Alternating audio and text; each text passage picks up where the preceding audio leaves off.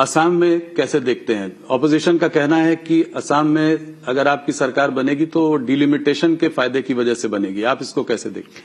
मेरे जो कांग्रेस के साथी लोग हैं, ये डिलिमिटेशन तो आपने भी कई बार कराया, क्यों नहीं आप लगातार सरकार बनाते रह गए?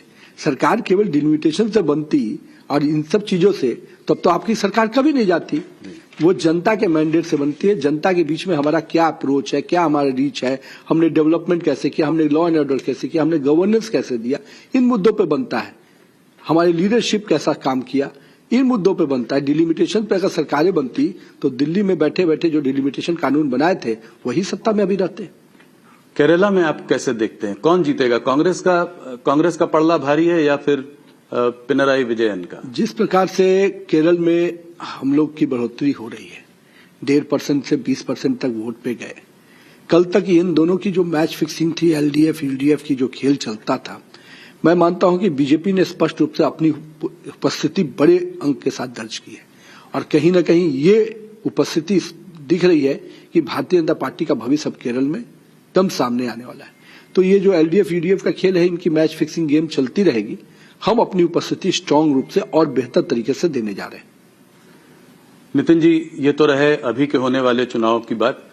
कुछ चर्चा करते हैं आने वाले चुनौतियों की, आने वाले समय की। आपके अगले साल सात स्टेट्स के चुनाव हैं, इनमें सबसे बड़ी चुनौती किन स्टेट्स को आप मानते हैं? उत्तर प्रदेश को कैसे देखते हैं? ये एक अहम चुनाव होगा अगले साल। देखिए, उत्तर प्रदेश में माननीय प्रधानमंत्री जी, माननीय योगी आदित्यनाथ जी, जिस प्रकार से उत्तर प्रदेश को एक उत्तम प्रदेश बनाने की प्रक्रिया में हम आगे बढ़े हैं, जिस उत्तर प्रदेश में अपराध के लिए जाना जाता था, वसूली के लिए जाना जाता था और जिस केवल कास्ट के नाम पर लोगों को भ्रमित करने के लिए जाना जाता था, आज उत्तर प्रदेश विकास के नाम पे जाना जा रहा है, एक्सप्रेसवे के नाम पे जाना जा रहा है, लॉ एंड ऑर्डर के रूप में जाना जा रहा है। तो निश्चित रूप से आम आवाम को जिन चीजों की पहली आवश्यकता होती है, गवर्नेंस, डेवलपमेंट, इंफ्रास्ट्रक्चर ग्रोथ, इन सब चीजों में आज उत्तर प्रदेश बेहतर तरीके से देश के अग्रणी राज्यों में काम कर रहा है। तो आम जनमानस इसको देखकर वोट करता है। आज हमने अगर गरीब की भी चिंता की, चाहे वो प्रधानमंत्री अन्न योजना से लेकर पूरी तरह से सरकार की योजनाओं को नीचे क्रियान्वयन तक, वहीं हमने इंफ्रास्ट्रक्चर ग्रोथ भी दिखाया। हम इन्वेस्टमेंट भी बड़े पैमाने पर उत्तर प्रदेश में ला रहे हैं। एक लॉ एंड ऑर्डर का जो यूएसपी है योगी जी का, वो भी दिख रहा है। तो मैं मानता हूं कि आज उत्तर प्रदेश के कई शहर आज विकसित शहर के रूप में दिख रहे हैं।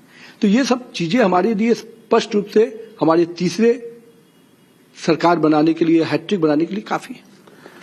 पंजाब एक स्टेट है जहां पर भारतीय जनता पार्टी अपना कोई चुनाव हरदम आपने किसी पार्टनर के साथ लड़ा है, मगर आप अपना स्थान एक तरीके से नहीं बना पाए। आने वाले समय में पंजाब में आपकी क्या प्रतिक्रिया रहेगी? क्या आम आदमी पार्टी इस वक्त पंजाब में स्ट्रांग है? देखिए, आम आदमी पार्टी तो अपने ही कर्मों के आधार पर, कुकर्मों के आधार पर गिरेगी। ये जरूर है, पंजाब हमारे लिए चुनौती रहा है हमारे आधार को बढ़ाने के लिए। लेकिन मैं मानता हूं कि पंजाब के लोगों के साथ जो हमारा संबंध रहा है, भारतीय जनता पार्टी पंजाब के साथ हर फोरम पे खड़ी रही है, हर समय खड़ी रही है, चाहे वो जनसंघ काल क्यों ना हो। जनसंघ कालखंड से हमें वोट कम मिले, हम कम स्थान पर, लेकिन हमने पंजाब के सिचुएशन को, पंजाब के मिजाज को हमेशा अपने नजदीक पाया और हमने हमेशा उनके साथ। और आने वाले समय में संघर्ष होता है, कई बार हमको समय लगता है उस पिच पे अपने आप को जमाने का। मैं मानता हूं कि 2026 का जब 27 का जब इलेक्शन होगा पंजाब, इस बार पंजाब भाजपा के दृष्टि से नया स्वरूप में दिखेगा। तो क्या आप अकेले लड़ेंगे इस बार? 100% हम अकेले लड़ेंगे और एक नए स्वरूप में दिखेंगे। और अकाली दल के किसी के साथ कोई समझौता नहीं? देखिए, आज हम अपने स्वरूप में, अपने संगठन के बल पर अपनी जनाधार को बढ़ाते हुए चुनाव मैदान में जाएंगे। बिहार के बारे में बात करते हैं। वहां पे भी एक तरीके से एक जनरेशनल शिफ्ट हुआ है। पहला भाजपा का मुख्यमंत्री और वो भी काफी उम्र में कम। इसको कैसे देखते हैं? आप तो वहां से आते हैं, आप वहां मंत्री भी रहे हैं, कार्यकर्ता भी रहे हैं।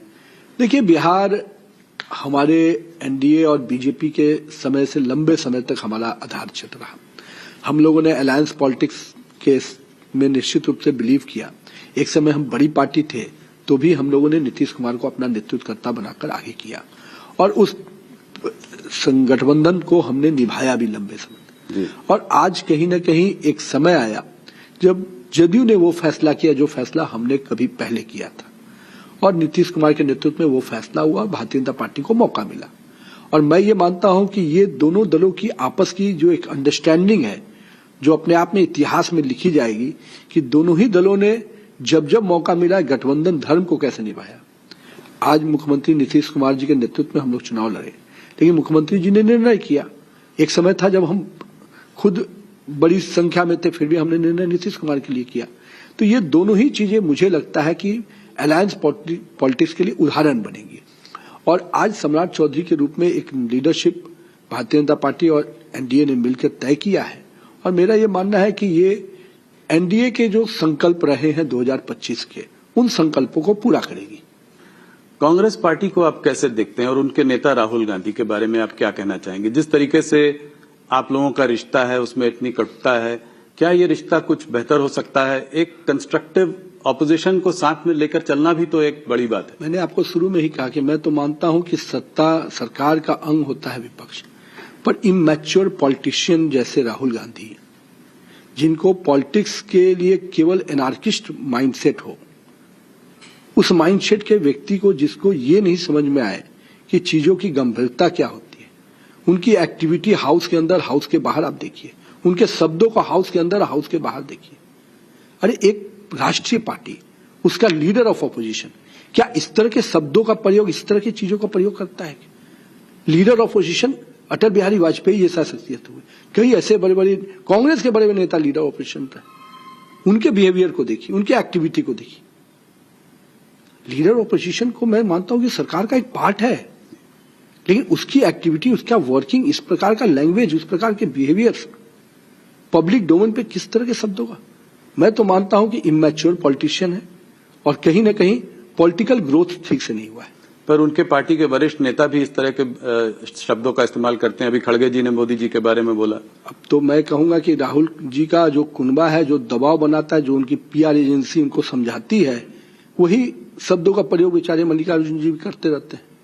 मैं तो मानता हूं कि कहीं ना कहीं ये कांग्रेस की जो ओछी मानसिकता है, जो पिछले लंबे समय से आप देख रहे हैं कि नरेंद्र मोदी जी को अपमानित करने के शब्दों का प्रयोग करने की जो परंपरा बनाए, उस परंपरा के वाहक बनकर मल्लिकार्जुन जी नजर आ रहे हैं।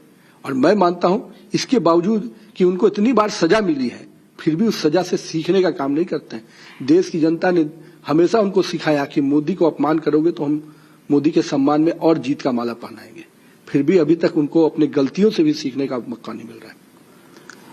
आपसे बात करके नितिन जी बहुत अच्छा लगा, और ये देखकर समझ में आ रहा है आपसे जिस तरह से बात हुई अभी कि आप you have hit the ground running, जिसको बोलते हैं कि आप तुरंत आते ही क्रीज में जो है आपने सेटल होने में ज्यादा टाइम नहीं लगाया और चौके छक्के लगाने शुरू। मैं ये मानता हूं कि राजनीति के पिच पे पूरा समय बिताना चाहिए जी, और चौके छक्के की नहीं, अगर पिच पे आपको जमना है तो समय बिताना चाहिए।